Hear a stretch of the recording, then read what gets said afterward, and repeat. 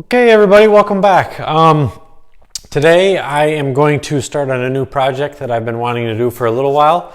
I picked myself up like an antique sewing machine, and I want to use the cast iron base and utilize the top. I bought a walnut live edge piece that I'd like to do and possibly put some epoxy inlay in, and I'd like to go through that with you guys and see how it turns out. So stick around. All right, so here is the Singer sewing machine. It's actually in really good condition.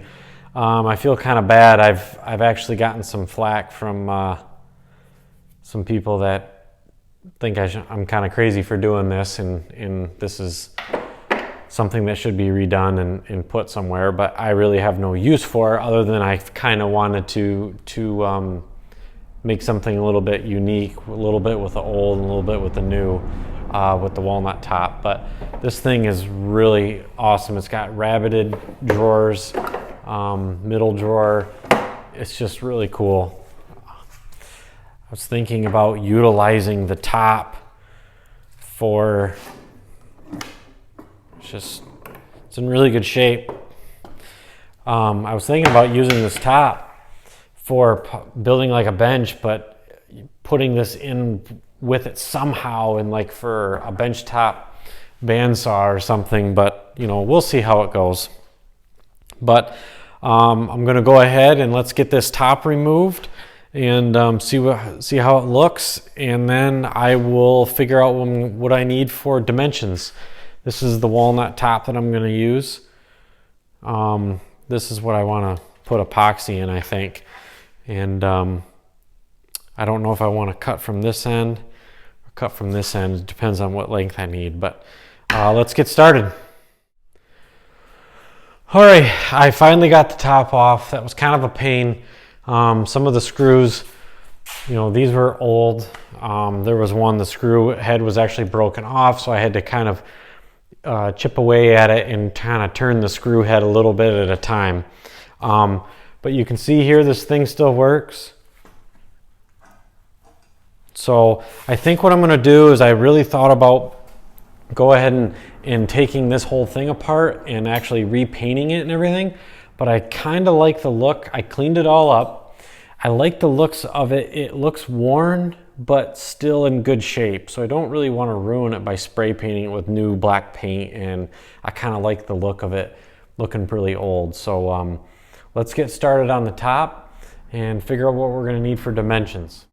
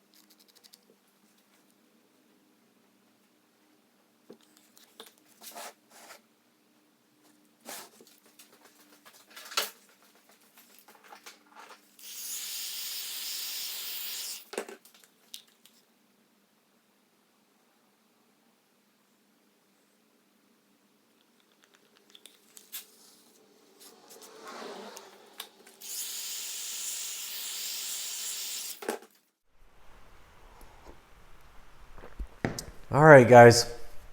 I've got a little bit of disappointing news on this project for this table.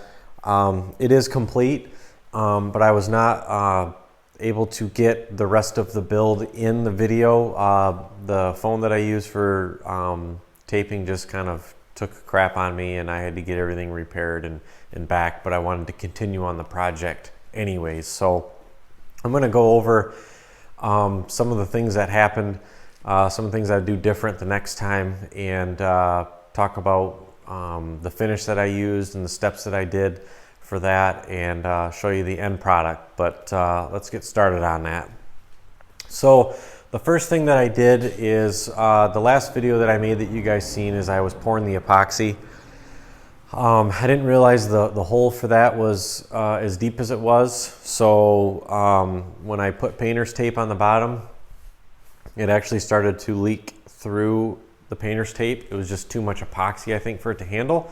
So I definitely the next time would have taken, multiple steps. I would have made, 2 or 3 fills total instead of trying to do it all in one.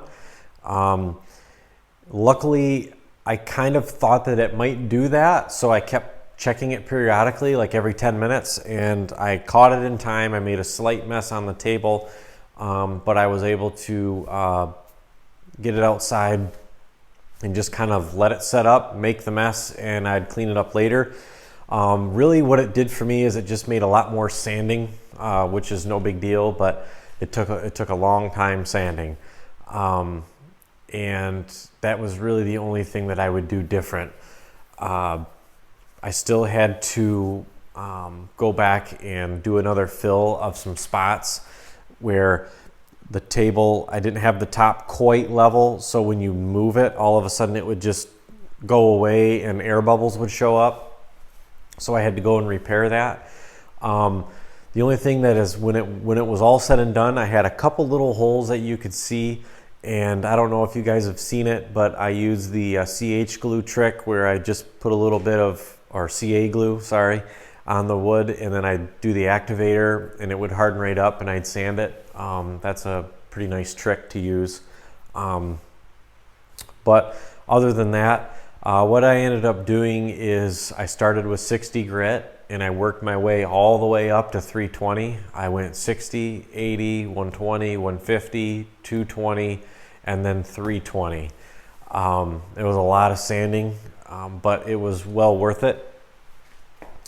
What I ended up doing is I did some research on some finishes, and I didn't want polyurethane. I don't like how pure polyurethane kind of gives a plastic look. Some things it's fine, and some things it looks great. But I also didn't want something with just a kind of an oil finish.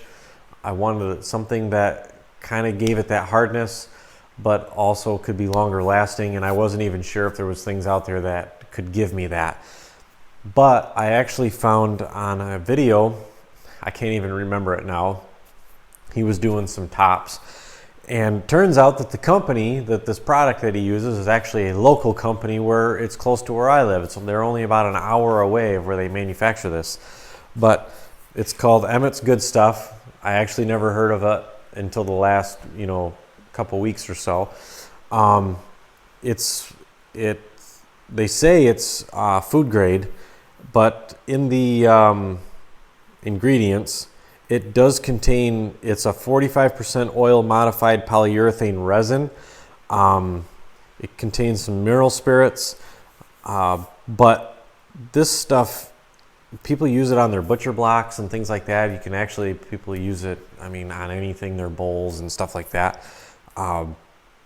It turned out really awesome. What you have to do is I take a little bit out of the can, and they say you go in kind of a circular motion and kind of get it all worked into the wood. You let it sit about 2 to 3 minutes, and you just wipe it off with the grain. So what I ended up doing is I put 2 coats on the bottom and I put 3 coats on the top. And the results, I thought, it's super smooth. The end grain is great. You can see here, the top turned out really nice. This is really, it's just, it feels very hard and very durable. But there really isn't much more than that. I come really close of actually not having enough. I thought that this wood would be wide enough for the current legs that are on this stand. So I had to kind of, this isn't completely centered on here. I had to manipulate it so I could get to the widest part of this end so I could mount on here. But other than that, everything was really easy. This live edge down here, I decided to, I liked this top of the epoxy better than the bottom. So I decided, I know a lot of people maybe would have had it flipped so that you could see more of the live edge. But this took a lot of sanding as well. I actually used kind of a softer like wire wheel, got all the dirt and stuff off, and then I went through with sandpaper or my orbital sander and cleaned it all off. But there really isn't much more to that. Again, I really apologize for not getting a lot of the other things on there. But really what it did is it just consisted of a lot of sanding and then of course the finishing. This wasn't a very complicated project, but it was a lot of lessons learned in the use of epoxy and the finishes. To add to the finish, what I did is I bought some 600 grit sanding blocks, and in between the coats I would sand with 600 grit and then add my next coat. I thought 3 was enough. But you know, some people maybe go 4 or more, but I like the finish. I like where it's at. So I just wanted to finish this video up. I didn't really want to scrap the video because it took a lot to record and get everything else set. But if anybody has any other questions on kind of what I did for the top, any more detailed questions, I'd be happy to answer them. Again, I apologize for not getting the rest of it in there, but thanks for watching if you watched the whole thing, and hopefully here I can get on some more projects, and we're in the what would you call it? We're kind of getting ready for our show, so we're kind of concentrating on that, doing kind of an inventory count and making sure that we have enough. My wife's going to be back out in the shop and trying to finish up some more projects for that. So we're kind of really concentrating on that part of it at this time. So, and then hopefully after that, I can get back to the shop and get on some other things to get some more storage done and things like that. So again, thanks for watching. And again, if you have any other questions, please leave a comment, ask me. It doesn't matter. I will get back to you as soon as I can. So thanks for watching, and I'll see you next time.